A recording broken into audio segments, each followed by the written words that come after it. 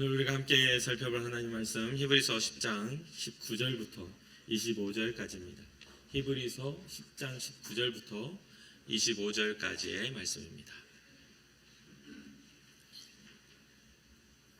한 절 한 절 교독하고 마지막 절 25절 함께 읽겠습니다. 그러므로 형제들아 우리가 예수의 피를 힘입어 성소에 들어갈 담력을 얻었나니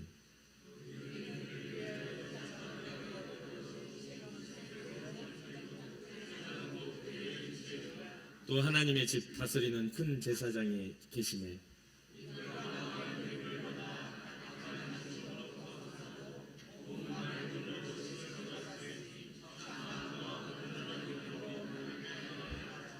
또 약속하신 이는 믿으시니 우리가 믿는 도리의 소망을 움직이지 말며 굳게 잡고 모이기를 패하는 어떤 사람들의 습관과 같이 하지 말고 오직 권하여 그 날이 가까움을 볼수록 더욱 그리하자. 아멘.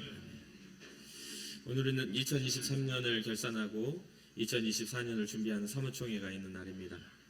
먼저 지난 1년을 복주신 하나님께 영광과 감사를 올려드립니다. 또 함께 은혜로 예배 자리에서 함께 해주신 우리 인천궁극교회 성도님들 여러분 모두에게 또 감사를 드립니다. 우리의 이런 믿음의 연합이 하나님이 기쁘시게 하고 또 마지막 때에 하나님 주님이 우리에게 허락하신 복음을 전하는 그런 사명 감당하는 그런 선한 연합이 될 줄로 믿습니다. 오늘 우리가 본문을 통해서 주목하고 좀 살펴보아야 할 내용은 바로 예배에 대한 이야기입니다. 오늘 본문을 보면 히브리서 10장에 이 예배가 어떻게 오늘날 우리가 드려진 예배가 어떻게 드려져야 하는지에 대해서 조금 이렇게 처음부터 이야기해 주는데 그것은 뭐냐면 히브리서 10장 1절에 보면 율법으로 시작된 그런 제사에 대한 이야기와 이 율법이 끊어지고 완성되고 예수 그리스도로 인하여 우리가 주님 앞에 나아가는 예배 곧 경배에 대한 이야기로 전환이 되는 그런 상황들입니다. 이것이 바로 신앙적인 부분에서 이해가 돼야만이 우리가 주님 앞에 예배하며 연합하는 것이 어떠한 것인지를 좀 이해할 수가 있다라는 생각이 들었습니다. 히브리서 10장 1절부터 4절까지를 제가 한번 읽어드리겠습니다. 율법은 장차 올 좋은 일의 그림자일 뿐이요 참 형상이 아니므로 해마다 늘 드리는 것 같은 제사로는 나오는 자들을 언제나 온전하게 할 수 없느니라. 그렇지 아니하면 섬기는 자들이 단번에 정결하게 되어 다시 죄를 깨닫는 일이 없으리니 어찌 제사 드리는 일을 그치지 아니하였으리요.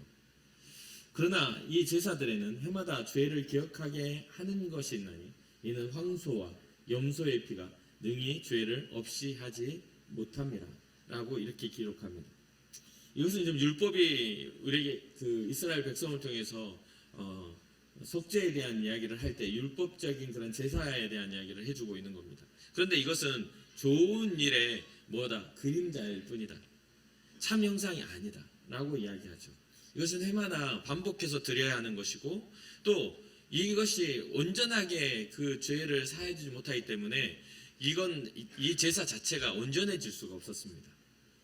섬기는 자들이 단번에 정결케 되는 섬기는 사람들도 정결한 그런 모습이 되지 못하고 또 이것을 번제와 속죄제로 나오는 사람들도 이 한 번에 제대로 정결되었다면 죄를 깨닫는 일이 죄에 대한 어떤 그런 죄책감이 없어질 텐데 계속해서 이 번제와 속죄제를 드렸음에도 불구하고 해마다 죄를 다시 기억하게 하는 것 이게 바로 황소와 또 염소의 피를 주님 앞에 드릴 때마다 죄를 다시 기억해야만 합니다.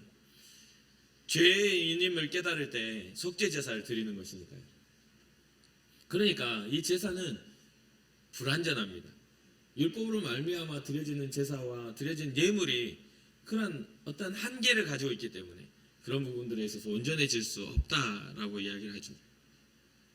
또한 이러한 형식적인 번제와 속죄제를 하나님이 기뻐하시지 아니하신다라고 6절은 기록합니다. 번제하며 속죄제를 드리는 건 기뻐하시지 않는다. 왜요? 그것을 한 다음에 사람들이 이스라엘 역사를 보면 계속해서 다시 죄를 짓고 다시 돌아오기 때문이죠. 다시 근본적인 것도 해결하지 못하고 하나의 그 행위를 가지고 그냥 또 다른 이제 내가 대가를 지불했으니 또 1년 동안은 죄를 짓다가 다시 대가를 지불하면 돼 라는 그러한 생각들 속에 계속 어떻게 돼요? 반복되어졌기 때문입니다. 그렇기 때문에 하나님은 자신이 기뻐하지 않는 제사와 예물과 번제와 속죄제에 대한 율법적인 제사를 폐하시기로 작정하십니다. 이게 오늘 우리가 히브리서 10장의 9절 말씀입니다. 그것을 폐하시기로 작정하셨다. 그 폐하시기로 작정하신 이유는 단순하게 그냥 우리가 주님 앞에 나올 것들을 없애버리려고 한 것이 아니라 첫 번째 세웠던 이 율법을 폐하시고 영원하게 다시 세울 두 번째의 구원에 대한 그러한 제사와 속죄를 하나님이 하시기 위한 그 계획이신 것이죠. 그것은 바로 하나님의 아들 예수 그리스도를 세워 그 몸을 단번에 제물로 드리심으로써 다시는 반복되는 제사가 아니라 완전한 죄 해결을 하시겠다는 하나님의 계획이기도 합니다.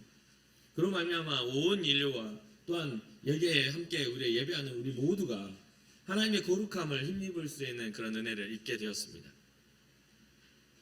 그래서 10절에 이 뜻을 따라 예수 그리스도의 몸을 단번에 드리심으로 말미암아 우리가 거룩함을 얻었노라라고 이야기합니다. 이것은 무엇입니까? 바로 은혜입니다. 예수 그리스도의 십자가의 그런 모든 그런 속죄의 그런 계획들은 우리의 동의가 전혀 필요치 않습니다. 하나님의 계획이고 하나님의 은혜입니다. 예수 그리스도가 담당한 제사는 영원하며 또 모든 죄를 용서하실 만한 그러한 권세를 지닌 모든 심판의 권세까지도 주님이 갖고 계시는 그러한 죄사함입니다. 그가 죄 없다 하면 더 이상 죄를 물을 수 있는 존재가 없다는 것이죠. 11절 보면 제사장마다 매일 서서 섬기며 자주 같은 제사를 드리되 이 제사는 언제나 죄를 없게 하지 못하거니와 12절에 오직 그리스도는 죄를 위하여 한 영원한 제사를 드리시고 하나님의 우편에 앉으셨다. 하나님의 우편은 어떠한 자리입니까? 심판의 자리, 권능의 자리, 하나님의 능력의 손이죠. 그렇게 그 후에 우편에 앉으셔서 자기 원수들을 자기 발등상이 되게 하실 때까지 기다리신다. 심판하실 때까지 기다리신다라고 말하죠. 원수들은 누구입니까? 죄의 권세를 가진 사망의 권세요, 마귀의 일이죠.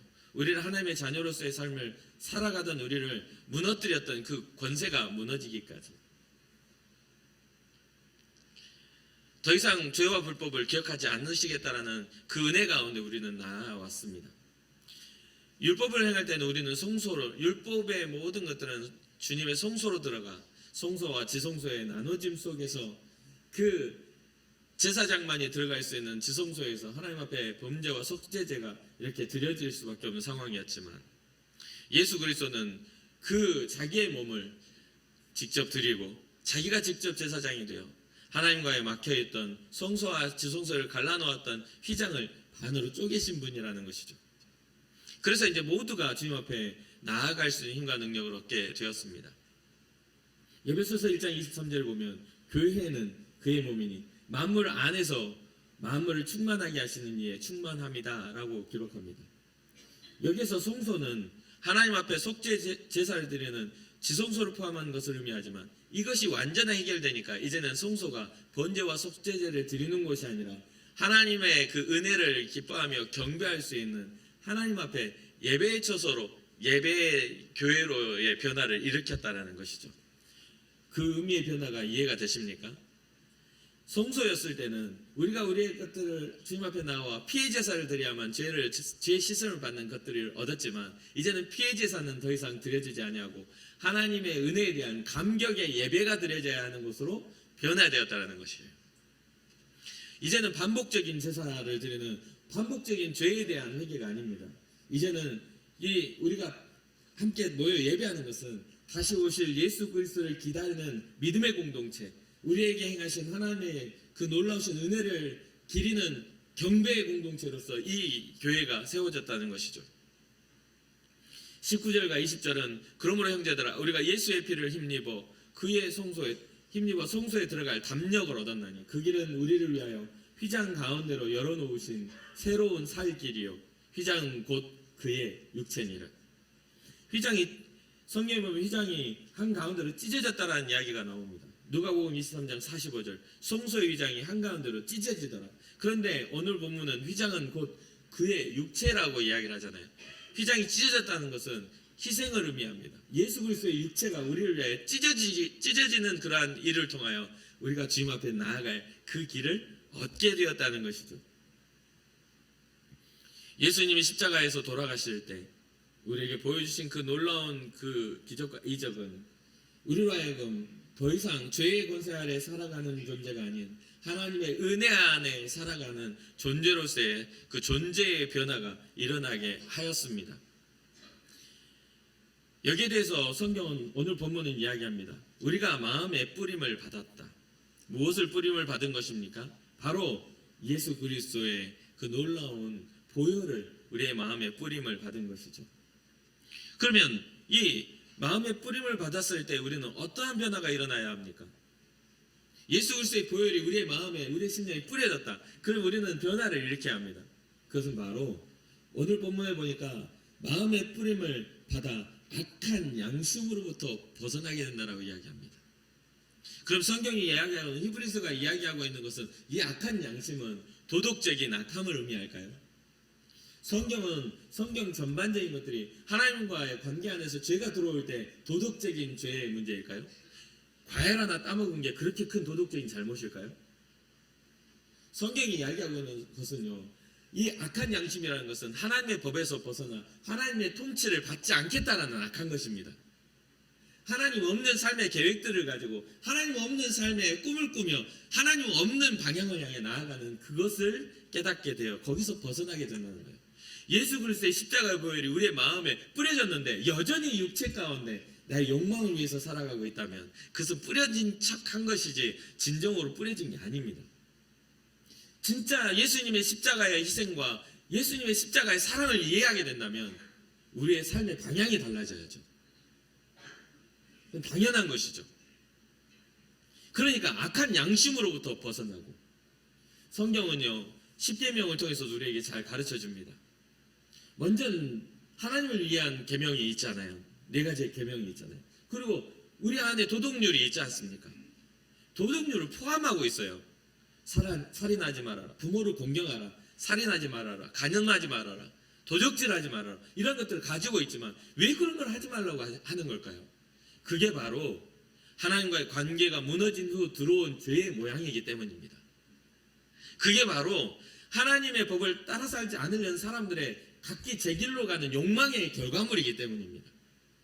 그렇지 말라고 하는 것들은 단순하게 사람과 사람 간에 죄를 짓지 말라는 것 이전에 하나님과의 관계가 무너짐으로 들어왔던 그 죄에 대하여 거절하고 그것에 대해서 저항력을 가지라고 주님을 말씀하고 계시는 것이죠. 탐심도 거짓말하는 거짓 증거도 여러 가지도 다 그렇게 포함되어 있는 것입니다. 그러니 이 예수 그리스도의 피가 어디에 뿌림을 받았다고 합니까? 마음에 뿌림을 받아 악한 양심으로부터 벗어나고 몸은 맑은 물로 씻었다고 했을 때에는 우리가 회개하라 천국에 가까이 왔느니라 하고 요단강물에 많은 사람들이 와가지고 회개의 세례를 받으며 자기 몸을 정결례를 한 것들을 기억할 겁니다. 이것은 하나의 결단이고 작정입니다. 하나님의 백성으로 살겠다라는 세상의 추구를 따라 살아가는 것이 아니라 하나님의 법을 따라 하나님의 공의를 따라 하나님이 기뻐하시는 뜻을 따라 살겠다는 믿음의 작정을 통해 예수 그리스도의 복음을 우리가 받아들이겠다는 신앙의 결단입니다. 몸은 맑은 물로 씻음을 받았으니 그 다음에 22절에 참 마음과 온전한 믿음으로 하나님께 나아가자. 참 마음과 우리가 바라보고 추구해야 될 그 방향성의 그 참 마음, 하나님의 은혜에 대한 감사의 마음, 하나님의 사랑에 대한 반응하는 사랑의 마음, 하나님의 우리에게 베풀어 주신 그 놀라운 기이한 행사에 대한 찬양의 마음, 이러한 것들 참 마음으로 온전한 믿음을 가지고 주님 앞에 나아가는 것이 이 뿌림을 받은 사람들의 그러한 보혈의 피를 힘입은 사람들의 그 변화라는 것이죠. 그렇다 보니 우리는 마음의 변화 없이도 입술의 고백이나 교회의 출석으로 구원의 여부를 결정하는 그런 경우들을 보게 됩니다. 그러다 보니 어떤 현상이 일어나냐면 일주일에 한 번 내가 교회 나갔잖아요. 수요일에 오면 내가 그래도 예배는 잘 드렸잖아요. 때로는 비나이다는 금요철에는 내가 했잖아요. 와가지고 매번 하는 이야기가, 하는 기도가 내 자녀들 잘 되고 나 건강하게 잘 살고 제가 120살까지 한 150살까지 살아야 될 것 같아요. 그러면 그런 어떤 것들이 뭔가 믿음인 것 마냥 포장이 된다는 것이죠. 우리의 마음에 핏뿌림, 예수 그리스도의 보혈이 있다면 인생의 소원이 아니라 하나님의 소원을 깨닫게 된다는 거예요. 하나님의 소원이 예수 그리스도의 피로 말미암아 무엇입니까? 우리를 구원하시는 거 아니냐 이 말이에요. 아버지의 소원은 우리를 구원하심에 있는데 우리는 그 피를 의지하여서 우리의 소원 성취를 계속 구하고 있으니 그것이 뭔가 구원인 것 마냥 어떤 그런 믿음의 공동체가 아닌 것들을 가지고 있으면서도 그렇게 교회 시스템 안에서 구원을 결정하더라는 것이죠. 우리에게 진정한 구원은 회심의 체험을 해야 합니다. 주의 그 복음의 그 보혈의 피가 내 마음에 뿌림을 받아 예수 그리스도에 대하여 나의 죄를 깨닫게 되고 이제껏 내가 잘못 살아왔던 삶의 의미들, 하나님의 나를 어떻게 구원하셨는지를 깨달아 알면서 이 땅에 내가 어떠한 존재인지를 깨닫게 되는 것. 내가 주의 이름을 부를 때 내가 하나님의 자녀가 되어 하나님을 아버지라 부를 수 있는 그런 신분의 변화가 어떠한 의미인지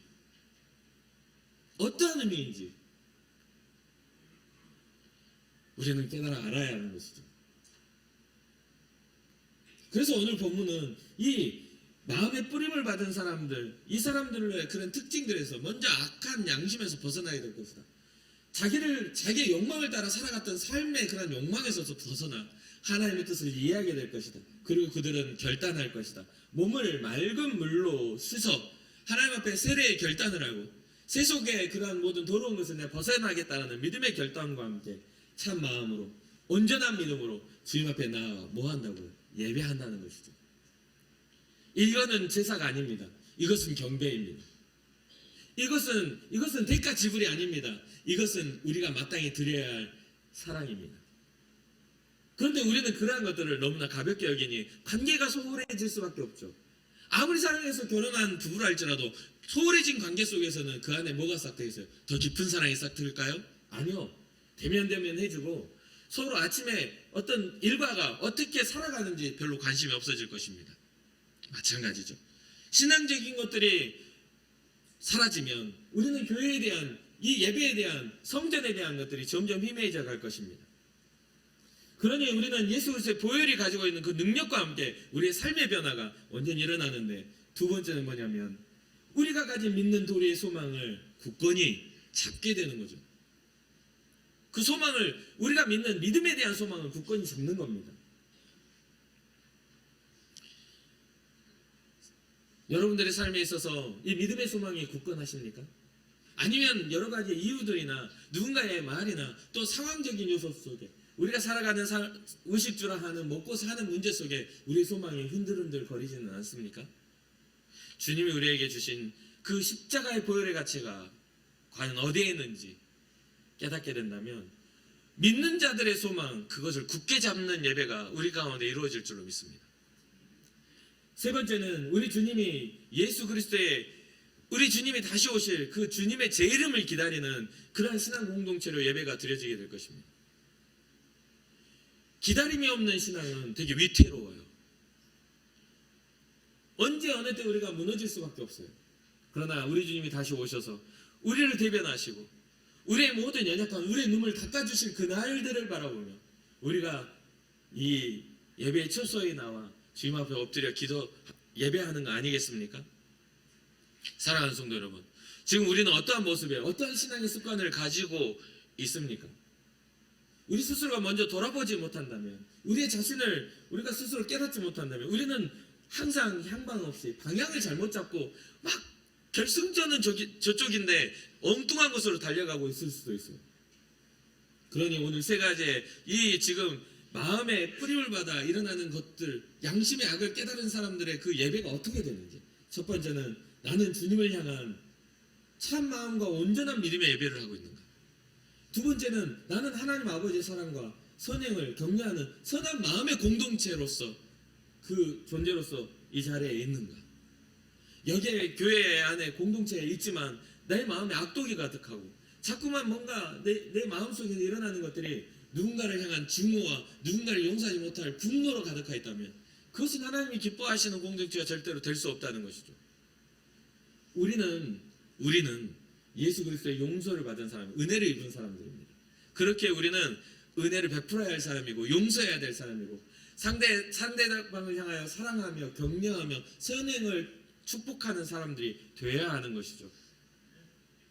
마지막 세 번째로 나는 다시 오실 예수님에 대한 그 기대와 확신을 가지고 예배하고 있는 것. 긴장감도 없고 오심에 대한 기대감도 없으니까 언제나 뭔가 반복적이고 언제나 뭔가 기대감 없는 모습 속에서 우리가 예배를 한다는 것이죠. 하나님의 말씀이 내게 어떠한 것으로 나의 삶을 이끌어갈까라는 기대감도 없습니다. 너무나 그게 목회자로서 굉장히 날마다 괴로운 문제 중 하나예요. 저도 마찬가지입니다. 이렇게 목회자로 살고 인천 금곡교회 담임 목사로서 어떤 이 위치에만 익숙해져 가지고 면을 세우는 인생을 살아간다면 너무나 불행할 것 같아요. 진짜 너무 괴로울 것 같아요.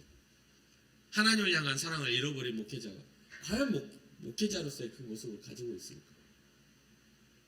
우리 예수님이 3년 공생애 후에 십자가를 지고 33년의 시간 속에 이 땅에 살면서 십자가를 지고 그 젊은 나이에 자기의 삶의 것들을 포기하고 그 길을 걸으셨을 때 주님의 시선은 과연 땅에 있었을까요? 주님의 기대는 사람들에게 있었을까요? 주님의 시선과 주님의 기대는 아버지께 있었다는 것을 우리 꼭 알 수 있는 거잖아요. 요즘 많은 사람들이 받아들이고 인풋되는 것은 많아요. 그런데 누군가에게 베풀고 아웃풋하는 것은 되게 어려운 시대에 살고 있어요. 위로는 받고는 싶어 하지만 위로하기는 되게 어려워하고, 용서는 받고 싶어 하지만 용서하기를 어려워하고, 사랑은 받고 싶어 하지만 사랑하기는 어려워하고, 또 여러 가지 누군가 나에게 사과하기를 바라지만 나는 상대방에게 사과하지 않으려고 하고, 뭔가 그러한 것들에 가득 차 있습니다. 그런데 우리에게 변화는 바로 이러한 것들에 있어서 받은 만큼 줄 수 있는 그러한 은혜가 우리 가운데 있어야 되는 것이죠. 그렇게 하라고 우리 주님 우리에게 말씀하고 계십니다. 때로는 그러한 것도 있어요. 왜 저렇게 됐을까 고민하면 최선을 다하고 선하게 살고 열심을 다해서도 때로는 사람들이 인정해주지 않는 경우도 많습니다. 최선을 다해서 섬겼지만 연말에 지금 사무총회나 이럴 때 연말에 남아있는 것은 지적과 손가락질밖에 없는 거죠. 그렇게 되니까 내가 하고도 말 들어야 돼? 라는 생각을 갖게 되는 거예요. 사람인지라. 그런데요, 사명자는 거기에 굴하지 않습니다. 우리의 시선이 주님께 있기 때문에 누군가의 사람들의 평가에 우리의 마음은 흔들리지 않아요. 제가 가끔 그런 이야기를 해요. 목회를 하면서 경험한 걸로 치면 나는 싹군이 돼야 된다고. 상처받은 걸로 하면 나는 상처투성이야만 한다고. 저는 한 사람이고 말한 사람은 우리 교회만 해도 200명, 300명이 넘는 사람이 와서 말할 텐데 그걸 다 일일이 거기에 맞춰서 웃어줄 수 있다는 게 여러분 가능하겠습니까? 제가 사장이면 안 웃어도 돼요. 월급 주고 소리치면 되지. 전 사장이 아니잖아요. 사명자잖아요. 예수 그리스도의 사랑을 가지고 어떠한 사람이 오더라도 그의 영혼을 바라봐야 하고 그의 상처와 그들의 삶의 아픔들에 대해서 함께 기도해 줄 줄 알아야 주님이 보내신 사역자니까. 그렇잖아요. 그뿐이겠습니까? 삶을 살아가며 같은 이야기와 같은 사명을 나누며 정말 하나님이 기뻐하시는 것들에 같은 꿈을 나눌 수 있는 사람들이 많이 없어서 외로워지고 고독해지는 게 목회자이기도 합니다. 어떤 뭔가를 만났을 때 어떤 상황 속에 처했을 때 단호한 이야기보다 웃으며 따뜻한 이야기가 익숙해져야 하는 사람이기도 해요. 목사라고 욕망이 없고 기대가 없고 목사라고 하고 싶은 게 없겠습니까? 그런데 그것보다도 더 하나님의 영광이 무엇인지를 꿈꾸며 살아야 되는 것이죠. 무슨 뜻인지 이해하셔야 돼요. 우리의 신앙이 마찬가지입니다. 우리의 신앙은 사람의 말의 평가에 있지 않아요. 하나님이 나를 어떻게 평가하실까?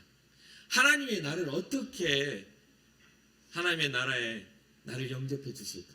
이러한 것들에 대한 그런 기준과 선행되는 그런 신앙의 방향성이 있어야 된다는 것이죠. 사랑하는 성도 여러분, 여러분들의 마음속에 예수 그리스도의 보혈의 피가 뿌려지고 여러분들의 삶 속에 선한 일에 대한 갈망이 일어난다면 이제는 행하십시오. 서로 격려하며 선행을 축복하며 하나님이 기뻐하시는 그런 믿음의 공동체를 이루어가시기를 주님의 이름으로 축복합니다. 여러분 옆에 앉아 계시는 예배하는 사람들이 하나님의 형상이에요. 우리는 하나님의 형상입니다. 그러니까 조심해야 돼요. 하나님의 형상을 저주하지 않도록 조심해야 돼요. 주님은 보고 계시는 거죠. 사람의 생김새나 사람의 명예나 높낮이나 부유함이나 가난함이나 사람이 가지고 있는 건강이나 때로는 건강하지 않는 연약한 육체나 이런 것들로 우리 하나님이 우리를 판단하실까요? 그런데 우리는 그렇게 생각하잖아요. 우리가 뭔가를 가지고 있어야만 가치가 있다고 생각하잖아요. 근데 우리 아버지는요, 우리가 뭔가를 소유하지 않아도 우리 주님은 다 소유하고 계신 분이에요. 우리가 뭔가를, 우리의 재능은 다 주님으로부터 온 거예요. 우리가 가지고 있는 모든 육체적인 모든 것도 다 주님이 허락하신 거예요. 주님이 우리에게 원하시는 건 조건이 아니에요. 우리가 주님 앞에 나아가는 참된 마음과 온전한 믿음이라는 거예요. 주님을 향해 깊은 사랑과 믿음을 드릴 수 있는 여러분과 제가 되기를 주님의 이름으로 축복합니다. 오늘날 점점 교회를 떠나가는 사람들, 그 가치를 잃어가는 사람들, 언제 어디서든지 뭐 예배할 수 있지 라고 하는 사람들 많이 생겨나죠. 맞습니다. 어디서든 가능해요. 그러나 그 이유와 그 시작점이 주님이 아니라 나의 편안함이라면 그게 문제인 거죠. 마지못해서 하는 것과 내가 선택하여 주님을 이 순위로 밀어내는 것은 좀 다른 부분이죠. 그렇지 않습니까? 어느 날 제가 그런 상상을 봤어요. 어느 날 제 아내가 목사님, 우린 너무 사랑해요. 그런데 이제는 뭐 좋은 세대에 살고 있으니까 서로 영상통화해도 같이 얼굴 볼 수 있는 거잖아요. 그러니까 저는 인천이 좀 힘드니까 혼자 상상하는 거죠. 힘드니까 엄마랑 같이 좀 살게요 하고 내려가요. 매일 영상통화를 해.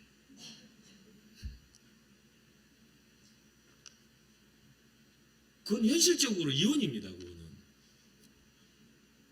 그렇지 않아요? 이상해지는 거예요. 그 관계가. 그러니까 이게 묘한 거예요. 느낌이. 왜 그렇게 생각해? 이제는 애들도 좀 이제 많이 컸고 나도 좀 내 인생을 좀 편안하게 좀 쉬고 그래야 되지 않겠어요? 만약에 어떤 이유는 타당하죠. 연합되어진다는 것은 좀 다른 것 같아요. 성경은 우리를 신랑과 신부의 비유를 합니다. 오늘날의 영상 시대가 되었기 때문에 우리는 이것을 선택하지만 역사적으로 이 인류의 역사는요, 부부는 함께 사는 거예요. 성경은 끊임없이 하나님이 우리와 동행하시겠다고 함께 하시겠다고 해요. 그런데 우리는요, 주님의 함께 하심과 나의 마음은 분리되어 있어요. 이것이 문제입니다. 그러니 이거를 뭐 설명하기가 너무 어려워요. 예를 들었지만 이것이 온전하게 그것을 여러분 설득할 수 있는 합리적인 그런 설득도 아닐 겁니다.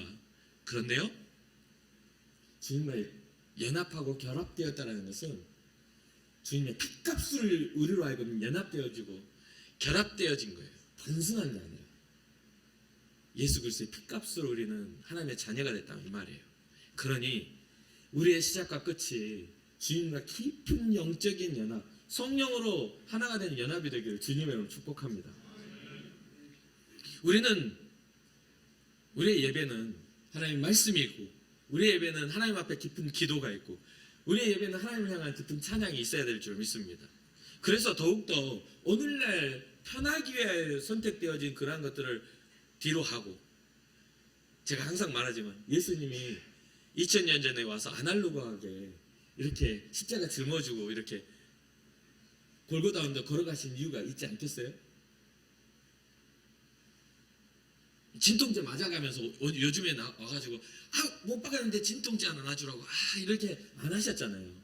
다 자기 몸으로 자기의 어떤 우리의 아픔을 대신하셔서 스스로 수치스러움을 다 당하시면서 그때 그렇게 하신 게 하나님의 어떤 그렇게 스마트하지 못하신 분이라서 2000년 전에 오셔서 우리에게 그러셨을까요? 정말 우리가 깊이 묵상하고 주님 앞에 이때를 위해서 이때도 마찬가지예요. 결론을 맺자면 사람이 마음으로 믿어 의에 이르고 입으로 신하여 구원에 이른다는 게 로마서 10장 10절이 구원의 법칙입니다. 그러면 사람이 마음으로 믿어 의에 이른다는 것부터 여기서는 굉장히 어려운 시대예요. 왜?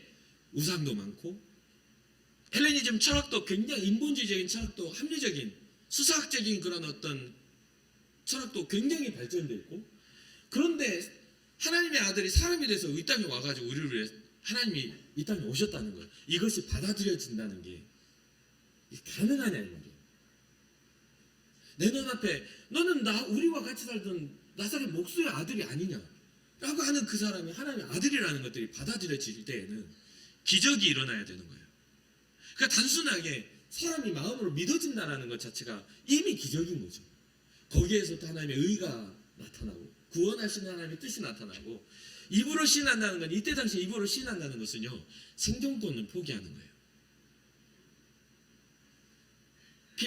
핍박 자기의 박해의 현장에 자기가 들어가는 거고 이스라엘 사람들은 자기의 모든 가문과 모든 민족적인 것을 출교를 당하는 일이에요. 생존권을 포기하는 거예요. 그러니까 이때 당시 이 고백과 오늘날 우리의 고백이 너무나 다르다는 거죠. 사랑하는 성도 여러분, 우리가 믿음, 우리의 중심에 예수 그리스도의 피가 뿌려진 사람들이라면 믿음을 지키십시오. 죄와 싸워서 피 흘리기까지 싸워서 이기셔야 돼요. 우리의 욕망을 따라 사는 것이 아니라 하나님의 뜻을 따라 살기 위해서 몸부림쳐야 하는 것입니다. 우리는 위대하신 하나님의 아들 예수 그리스도의 보혈의 피를 힘입은 사람들이기 때문에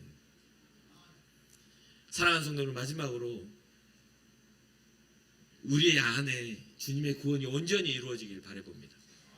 그리고 2024년도는 정말 하나님 앞에 모이기에 힘쓰며 믿음으로 연합하여 오늘 이 세 가지의 그런 예배의 모습들을 가지고 주님 앞에 나아가는 해가 되었으면 좋겠어요. 모두가 다 뒤로 물러설 때 여러분 그 자리에만 계세요. 그러면 제일 앞에 있는 겁니다. 모두가 아니다 하고 편의를 찾아 편한 것들을 찾을 때 여러분 조금 불편하더라도 주님의 십자가 앞에 서 계세요. 그럼 주님 앞에 여러분들 보여지게 될 것입니다. 누가 이때에 나를 위하여 갈까? 누가 나를 위하여 갈까? 주님의 그러한 한 맺힌 말씀 가운데 주님 제가 여기 있습니다. 저를 좀 보내주세요. 라고 말해줄 수 있는 그런 주님의 심정 가진 여러분과 제가 되기를 주님의 이름으로 축복합니다. 잠시 기도하겠습니다.